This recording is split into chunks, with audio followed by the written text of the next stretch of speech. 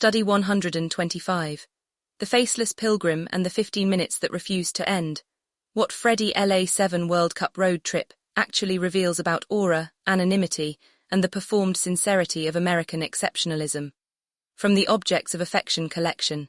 How one anonymous German tourist became a sovereign object, and what that confirms about the structural logic of the zero-sum aura in the age of the attention economy. On June 5, 2026. A German soccer fan known only as @FreddyLA7 landed in New York, boarded a flight to Atlanta, and began live documenting his first journey through the United States for the 2026 FIFA World Cup. Within 10 days, he had amassed nearly 700,000 followers. Within 2 weeks, a former NFL star had paid for his hotel suite, NASA had hosted him beside astronauts, and a Trump administration official was arranging a White House visit. Freddy's face was never shown in a single image. His last name was never disclosed. His age was never confirmed. The question every major media outlet tried to answer, who is Freddy, is the wrong question entirely. This study applies the post-luxury conceptual functional art framework to Freddy's journey, not as a feel-good viral moment, but as a diagnostic specimen. What Freddy produced, whether knowingly or not, is a live demonstration of the zero-sum aura, the principle that authentic cultural power is structurally incompatible with mass visibility unless the self is withheld from the transaction. His anonymity was not a privacy choice, it was the mechanism that generated the aura transaction. The audience's generosity, institutional, financial, emotional, flowed precisely into the void where a face should have been. Freddy did not become a sovereign object despite his ordinariness. He became one because of it, and because the withholding of his identity transformed every viewer into a co-author of his story. This is the phenomenology of concealment in live operation, applied not to an artwork but to a person moving through space and broadcasting in real time. The PLCFA lexicon terms active in this study are zero-sum aura, aura transaction, sovereign object, hollowed object, phenomenology of concealment, spectacle of descent, narrative permanence, and effective object. This is also inescapably a study about Andy Warhol, and about what it means when the 15 minutes refuse to end, because the person inside them refuses to be seen. The Faceless Pilgrim. There is a photograph from the early days of Freddy's journey, 3 men standing outside a Buc-ee's gas station somewhere along the American South. Their faces are obscured, their posture radiates uncomplicated joy. The caption expresses genuine astonishment at the scale of the facility. Millions of people saw this image and felt something. What they felt and why they felt it is the structural question this study answers. Freddy Germany, @FreddyLA7, June 10, 2026. Dinner from Buc-ee's at 1 a.m. Face savouring food pic. Twitter. com/1P0IZLFMOW, Freddy Germany, @FreddyLA7, June 10, 2026. Freddy's commitment to anonymity in art. And it must be called that because the precision of the anonymity was art-level disciplined, was not incidental. When a user on X pointed out that Freddy's face might be visible in a window reflection, Freddy responded, "Bro, I check every photo/video like 10 times before posting so this doesn't happen." This is not the behavior of a casual tourist documenting a vacation. This is the behavior of someone who understands, consciously or instinctively, that withholding is the product. The face, revealed, would have collapsed the architecture. The absence of the face is what held it up. Freddy's anonymity was not a privacy preference. It was a structural decision that transformed a tourist into a sovereign object, an entity whose meaning is generated entirely by the witness rather than the witnessed. This is the first operative principle of the phenomenology of concealment. Concealment does not diminish an object's power, it concentrates it. When the face is withheld, the viewer's imagination fills the space where biographical data would ordinarily arrest projection. Freddy became in real time whatever each of his 700,000 followers needed him to be, an innocent abroad, a mirror for American self-image, a rebuke to cynicism, a reminder of wonder. He could be all of these things simultaneously because he was, visually, none of them specifically. The hollowed object is the object from which specificity has been evacuated so that meaning can be poured in by others. Freddy hollowed himself, deliberately, systematically, 10 times per photograph. The Warhol parallel is immediate and structural, not merely decorative. Andy Warhol's factory operated on a related principle. Warhol himself was famously opaque, giving interviewers nothing, reflecting their questions back as blank surfaces. The factory's superstars were often chosen for their capacity to absorb projection rather than their talent for generating it. But Warhol's mechanism was institutional.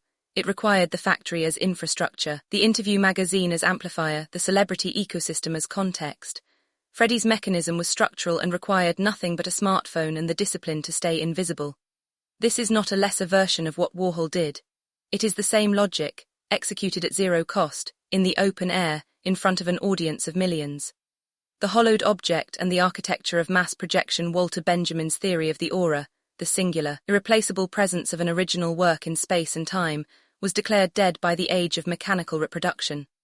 Benjamin argued that the ability to copy and distribute an image destroyed its aura, because aura depended on the singular encounter, the specific painting in the specific room confronted by the specific body. Social media appeared to confirm Benjamin's thesis. The viral image is the reproduced image, stripped of presence, singularity, and location. Freddy's case complicates this severely. What Freddy produced was not a reproduced image. It was a live durational event, an ongoing, real-time, continuously updated object that had no fixed location and no single version. And yet it generated an aura at a scale that most singular artworks never achieve. The explanation lies in what the zero-sum aura identifies as the inverse logic of contemporary attention. In the saturation economy of digital content, aura accrues not to objects that are maximally present but to objects that are maximally withheld. Freddy's face, the most conventionally present element of any human document, was the thing withheld. Every other element of his journey was shared in granular detail: the food orders, the highways, the stadium entrances, the motel corridors. The face was the only thing that remained singular, unshared, auratic. And because it was the one thing the audience could not have, it became the thing they most desired. In the saturation economy, aura accrues not to what is shared but to what is withheld. Freddy withheld one thing only, and that one thing became the structural engine of everything else. This is the hollowed object in its most advanced form. The hollowed object in PLCFA analysis is an object that has been evacuated of its maker's signature, through anonymity, through dematerialization, or through the systematic refusal of biographical anchoring, so that the object's meaning becomes co-authored by its audience. The luxury industry produces hollowed objects routinely. The unbranded exterior of a Hermes bag, the unmarked architecture of an Armani suit, the refusal of visible logo at the highest tier of quiet luxury. These objects are hollow, not because they are empty, but because they have been carefully cleared of the noise that would obstruct the viewer's self-projection. Freddy produced a hollowed object that moved. It walked into Waffle House at 1 a.m. It stood in front of Bass Pro Shops and expressed genuine astonishment. It sat in stadiums surrounded by crowds. The object's movement, its journey through space, meant that the projection it invited was not static but narrative. The audience did not simply project a self onto Freddy. They projected an arc, a pilgrimage, a story with stakes and destinations. The parasocial relationship that formed was not parasocial in the familiar celebrity fan sense, where the audience forms an attachment to a known persona. It was a parasocial relationship with a variable, an unknown quantity that the audience was actively solving in real time.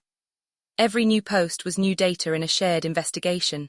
Who is this person, and why does watching him make us feel something we cannot quite name? Waffle House as sacred site, the tourist gaze as critical instrument.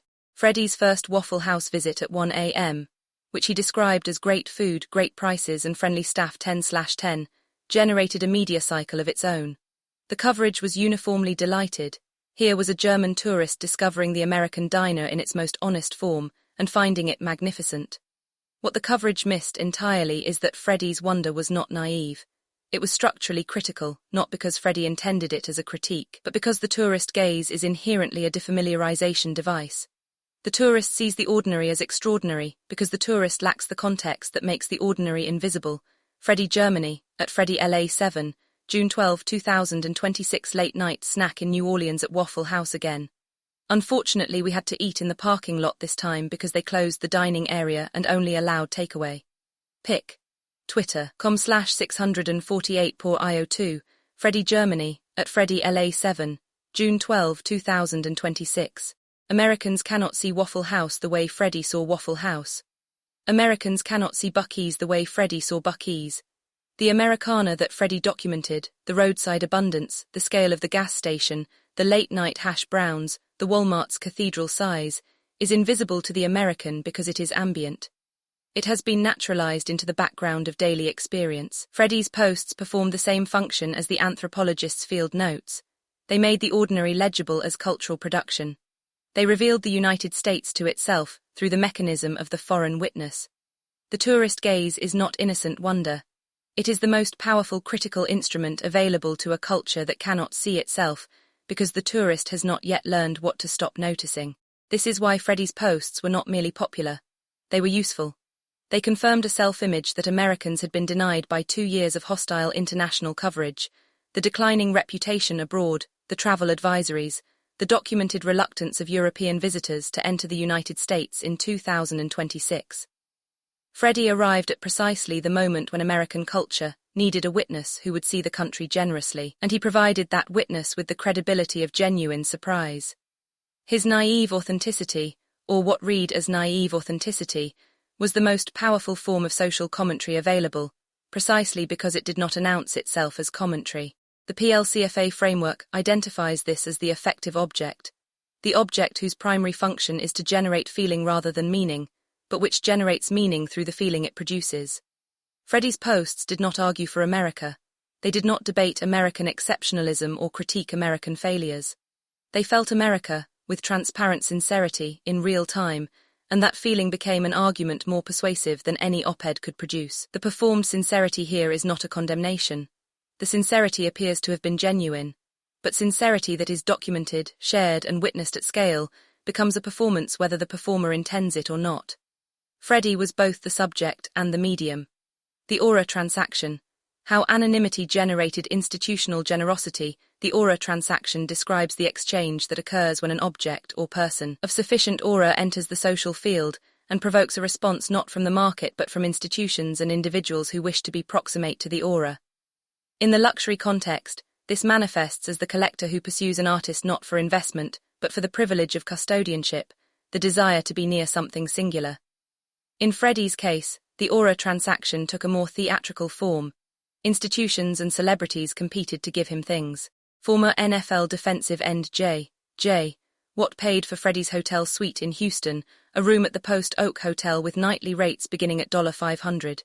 The New Orleans Saints and Pelicans opened their facilities to Freddy and his companions. LSU gave them a tour of Tiger Stadium. NASA hosted them and allowed them to speak with astronauts aboard the International Space Station. Country musician Ella Langley gave them concert tickets and then met with them backstage.